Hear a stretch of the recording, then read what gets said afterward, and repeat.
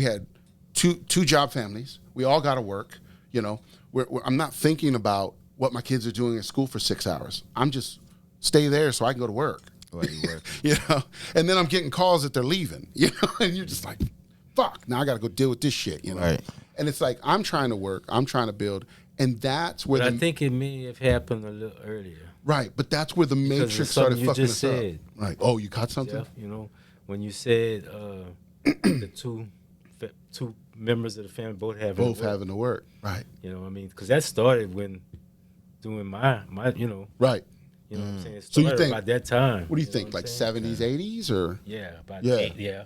Right. Yeah, that's right. Around that time. Okay. Yeah. Definitely. Yeah. Okay, so right as the Gen Xers were starting to come about. Yeah. Right. Yeah.